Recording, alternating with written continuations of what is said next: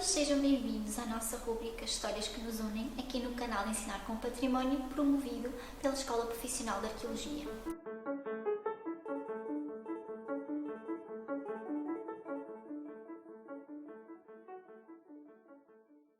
Hoje vai ser a Dulcineia que nos vai apresentar um livro sobre mitologia.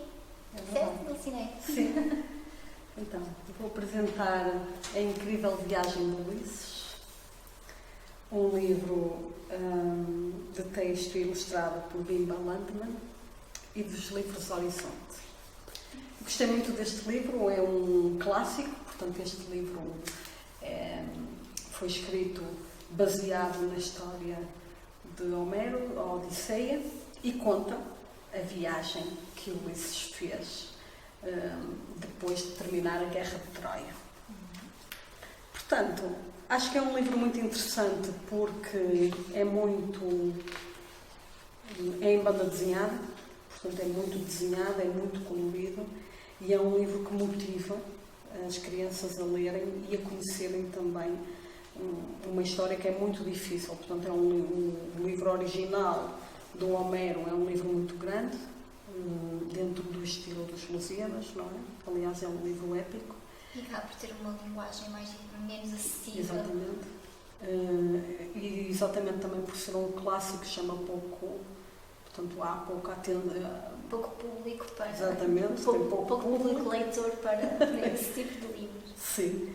E portanto, basicamente é um livro que este livro da Bimba acaba por ser muito atraente para os jovens. Acho que é um livro já para um público, para os jovens do quinto ano, quarta classe, talvez, quarta classe, quinto ano, porque já exige uma certa abstração. Mas ainda assim é um livro muito acessível, não é? Com muitos desenhos, muito bonito. Portanto, aqui conta a viagem do Ulisses. Como ele terminou a Guerra de Troia, a ideia dele fez acabar a Guerra de Troia, não é? Foi ele que teve a ideia do cavalo, de dar aos troianos um presente, e nesse presente, dentro do cavalo, o que é que aconteceu? Portanto, dentro do cavalo esconderam-se aqueles que foram introduzidos dentro da cidade. Portanto, eles deixaram o cavalo à porta da cidade, eles, é um cavalo, um presente, viram as naus, entretanto, dos aqueus irem embora, e eles meteram o cavalo dentro da cidade. Durante a noite, os aqueus saíram e atacaram a cidade, abriram as portas, veio toda a gente, vieram todos os soldados, incendiaram tudo e numa noite arrasaram a cidade. Ou seja, era um presente envenenado, um cavalo cheio de soldados inimigos. Exatamente. E pronto, portanto, assim começa o livro e depois, ao longo das páginas, ao longo de todo o livro, cada 2 páginas geralmente tem um dos momentos da viagem do Ulisses, porque a viagem é constituída por várias paragens, por assim dizer. Ele vai parando em ilhas, onde vão acontecendo várias aventuras e onde ele vai tendo várias dificuldades. E então, em cada 2 páginas, acontece alguma coisa. Portanto, aqui é no início, a dizer que o mar estava muito revolto e ele a perguntar-se o que é que tinha feito aos deuses, o que é que tinha feito a Zeus, que era o deus maior, para merecer aquilo. Entretanto, explica que Zeus tinha feito a tempestade, mas também tinha aplacado a tempestade no final. E depois, por exemplo, logo o primeiro sítio onde ele para, é muito giro. Porquê? Porque ele parou num sítio maravilhoso, onde viviam estes seres, uns seres que comiam flores de lótus e que lhes deram a comer flores de lótus. Mas o que é que aconteceu? Também esse era um presente envenenado. E eles começaram-se a esquecer da sua casa. Portanto, ou seja, houve aqui também um retributo. Estamos a falar de uma época em que havia muitas questões das ofrendas. Exatamente. As ofrendas aos deuses, e no fundo o que Ulisses fez foi uma traição, não é? Foi quase uma ofensa aos deuses. Exatamente. Ao entregar um presente envenenado. E o que lhe aconteceu logo a seguir foi ele próprio também receber um presente que vinha com um embrulhamento bonito, mas que tinha outras intenções. Eles caíram numa ilha fantástica, comeram e beberam, estava tudo bem, viviam muito bem, mas à medida que iam comendo esses frutos, iam esquecendo a sua própria casa, o que tinham vivido, e às tantas ele começou-se a perceber, porque aqui há duas figuras muito importantes na vida de Ulisses, claro, ele próprio e a esposa dele, que ainda esperava por ele. Portanto, ela mantém-se sempre no pensamento dele, e ele continua a lembrá-la. E então aí, quando se lembra dela, ele pensa, não, temos que sair daqui. E enfia os homens dele no barco, e lá vão eles embora novamente. Depois a seguir, e também o que é bonito neste livro é que cada tema depois tem cores específicas, está tudo muito bem conjugado. E eles vão parar à ilha destes seres gigantescos que tinham só um olho e que comiam humanos. Portanto, era assim uma coisa mesmo muito má. E ele, com toda a sua astúcia, eles conseguem matar um deles e fugir. Mas lá está, e estes seres também gigantescos e monstruosos também eram filhos dos deuses. Este era filho do deus dos mares. E então o deus dos mares fica, e ele pede ao pai, por favor, vinga-te deles porque eles cegaram-me. E então, a partir daí, Ulisses e os seus companheiros passam a ter muitas dificuldades. Perdem-se, vão ter outras ilhas, e é aqui, digamos assim, que a viagem, é a partir desta vingança que também a viagem se forma, por assim dizer. Ou seja, aqui Poseidon tem um papel preponderante nesta viagem. Tem, exatamente. Pronto, há outros deuses que têm preponderância. A deusa Atena, que tinha o Ulisses como favorito, acaba também por ter uma preponderância, porque é ela que vai pedir a Zeus para o ajudar a voltar para casa. Tem aqui também um papel de destaque, no fundo, como a defensora do Ulisses. Sim, e havia ali uma disputa nos deuses quem é que ia ganhar a guerra de Troia. E Atena claramente favorecia os aqueus, portanto os gregos. Atena favorecia os gregos. E portanto... tinha como Ulisses o seu predileto. Sim, tinha como Ulisses o seu predileto, ela favorecia os gregos, os aqueus, e portanto havia ali uma disputa, havia um outro deus que favorecia os troianos, mas que não conseguiu, digamos assim, levar a sua avante. O livro também é bastante apelativo, porque faz lembrar um pouco a banda desenhada, né? Porque tem assim vários segmentos, vários quadradinhos que vão contando a história, o que acaba por ser também apelativo para as crianças. E é muito giro também em termos de ilustrações, portanto é uma coisa entre o infantil e não é nada aquela banda. Há toda uma coleção já muito virada para os jovens adultos de mitologia, que se pode encontrar facilmente nas livrarias. Já é assim uma banda desenhada mesmo muito sexualizada, as personagens são muito sexualizadas, portanto aquilo já é assim, já com um cariz muito... mais adulto. Sim, mais adulto. E aqui não. Aqui esse cariz não existe, portanto é realmente algo para infantil-juvenil. Aqui ele parou na ilha da Circe, não é? Que tinha o poder de transformar os homens em porcos, ainda consegue transformar os colegas, os companheiros de Ulisses em porcos, mas ele consegue novamente fugir. O que é também interessante esta noção de que o Ulisses era muito astuto e que vai enganando toda a gente, e por causa disso ele consegue levar os companheiros até casa. Pronto. Eu também não vou contar toda a história, não é? Que é uma odisseia. Que é uma odisseia. Exatamente, continua, e quando a gente pensa, será que chegaram a casa? Não, ainda continua.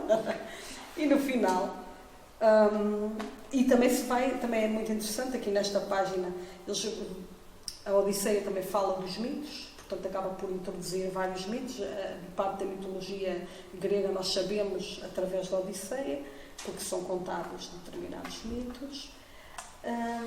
E no final, finalmente, o Ulisses, com a ajuda de Atena, que aqui está a pedir a Zeus, ao pai, por favor, ajuda-o e tal, a chegar a casa, finalmente ele consegue chegar a casa. Chegar a casa, reencontrar o filho, reencontrar a esposa e ter um final feliz. Por exemplo, eu destaco esta página aqui, em que nesta conversa entre Ulisses e a Penélope, ela ainda não sabia que ele era o marido, não é? Mas a forma como está desenhado em roda, não é? Cria todo um ambiente de que isto era importante, de que este reencontro é importante. Quase que como se fosse um binóculo que estivesse a focar especificamente nessa cena. Sim. De reencontro. Exatamente. Portanto, acho que o livro também está muito bonito. Não há só uma reflexão, claro. Obviamente que a literatura perde aqui, não é? Mas ganha em termos de interpretação visual e também daquilo que nós podemos, do que o jovem percepciona quando lê o livro desta forma.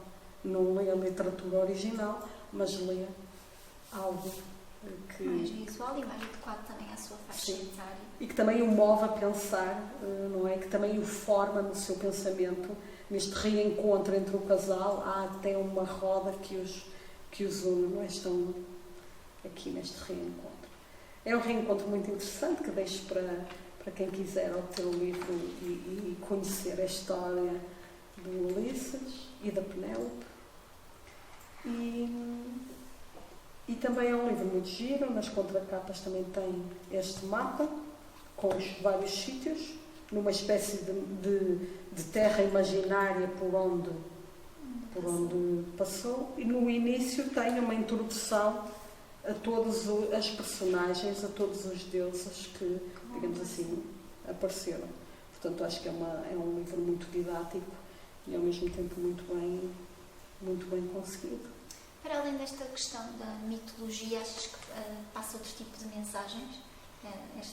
Eu acho que sim. Eu acho que o grande interesse de ler a Odisseia e de conhecer a história do Ulisses é que ele, com inteligência, ele superou muitos obstáculos. Nem era uma questão de força, isso era muito frisado pelos gregos, não era uma questão de força.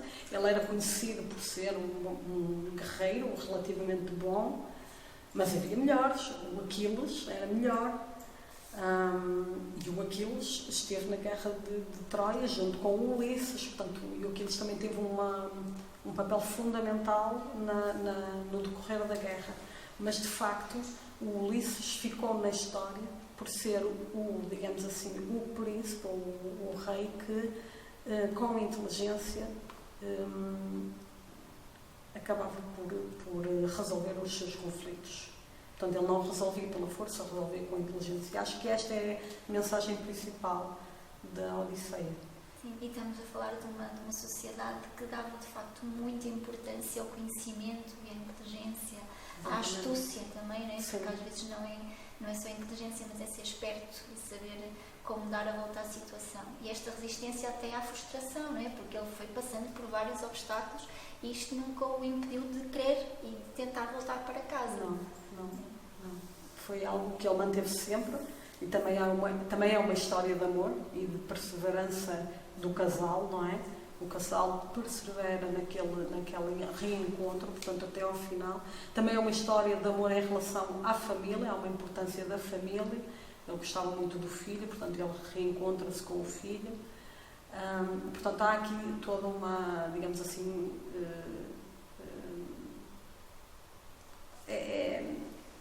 dá importância à família, pronto. Dá importância à família, dá importância ao reencontro e nisso, digamos que é a moral subjacente da história. Sim. Sugestões de atividades. Sugestões de atividades. Acho que é um excelente livro para promover uma visita a um museu de arqueologia, sobretudo a museus que trabalhem a pré-história, a Idade do Bronze ou a Idade de Ferro, porque, digamos assim, a cultura grega e, sobretudo, digamos assim, a que corresponde à Odisseia é a cultura da Idade do Bronze, portanto, digamos assim, os minoicos, portanto, entre 1200 a.C. até 700 a.C. é, digamos, a Idade do Bronze, que é o que corresponde à Odisseia. Depois entra-se noutro período, que é a Idade do Ferro, e por último, o Romano, que até nós estamos aqui em Tom Góbrega, não é? E, portanto, é um excelente livro para introduzir a cultura da Idade do Bronze, para introduzir estes povos, estas comunidades pré-históricas. E falar também aqui da mitologia, Sim. Todos estes deuses. Sim, acho que se perdeu muito essa curiosidade de conhecer a mitologia, não é? O cristianismo trouxe uma certa uniformidade, um certo apagar. Sim, um domínio sobre todas as outras crenças. Sim, sim. Mas no fundo a mitologia traz-nos um conhecimento muito importante e muito próprio, muito humano, muito pessoal também e muito prático. Sim, eu sinto sempre que é muito ligado à terra, é muito ligado à natureza, né? Porque todos os deuses estavam ligados a alguma capacidade, o Poseidon que era do mar, ou a Atena que era da guerra, que era aquilo que ia acontecendo também com aqueles povos, né?